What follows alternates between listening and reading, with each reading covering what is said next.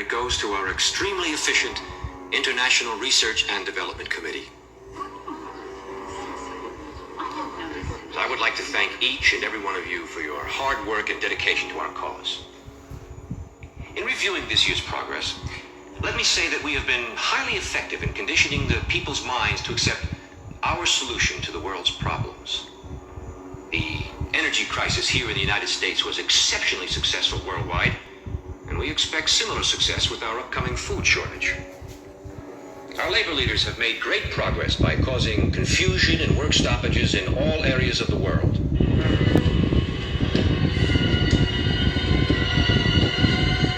Financially, the dollar is being devalued even faster than we could have hoped. Politically, the public has lost total confidence in any form of government. The threat of universal war is a daily possibility.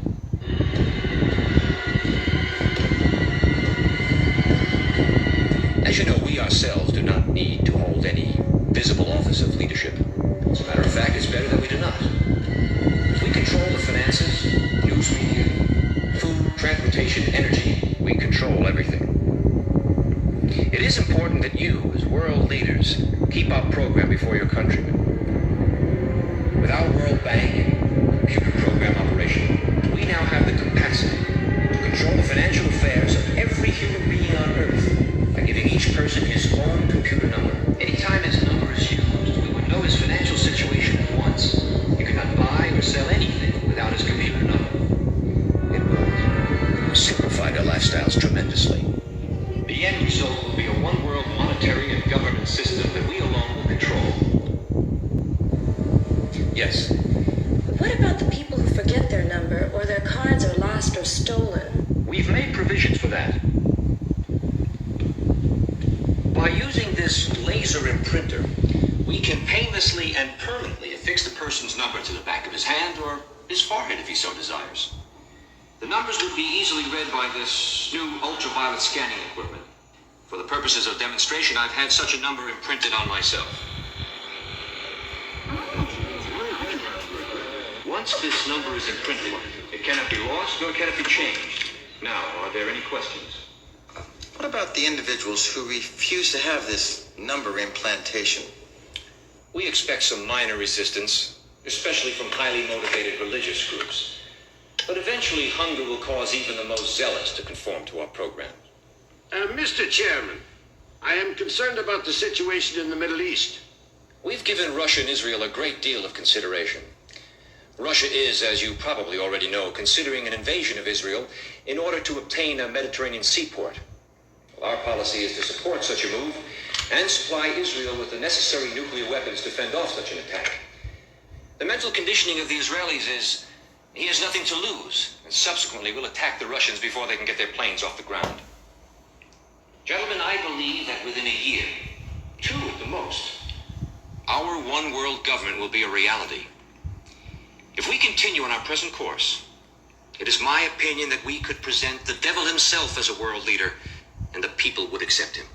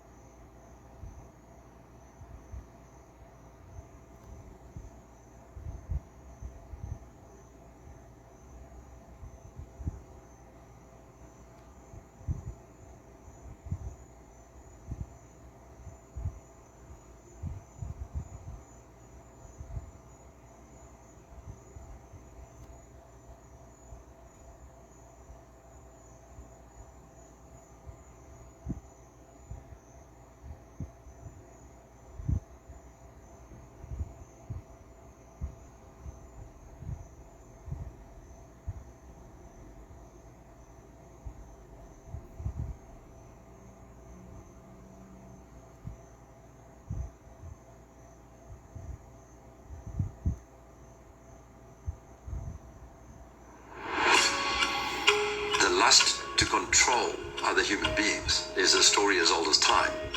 There's a very strong drift in the direction of globalization, of the ultimate centralization of control in the hands of unelected officials at supranational organizations. They want all of the resources of the world in their pocket. The bigger picture is that an attempt is underway now to collapse liberal democracy and replace it with global technocracy. This is a coup. They're saying we can control with rules. We don't need currency anymore. It's like an inverted prison.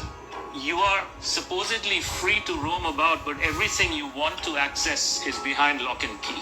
The potential for social control is gigantic and potentially irreversible.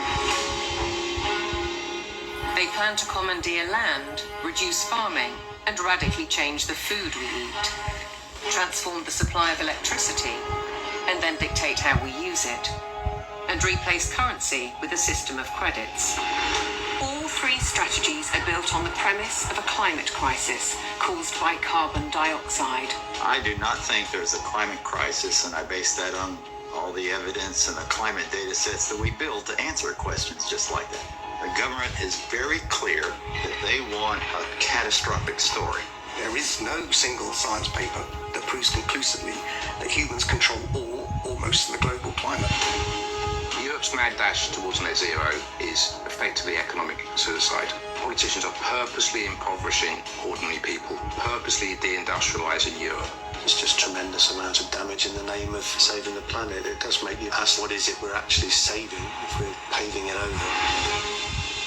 I think what we're dealing with here is actually a global war on agriculture. When you look at how many farms are selling up, we're walking into food shortages. If I can switch everybody from real food to pharma food, then 100% of the agriculture industry can go through my publicly traded stocks, and I have complete control. This is the biggest public relations scam in the history of the world. But it's far more than that. It's a blueprint. It is the action plan. All life on Earth is going to be radically changed. Everything will be monitored. The environmental consequences of every human action. The general population cannot fathom the psychopathy of the vision that they're facing.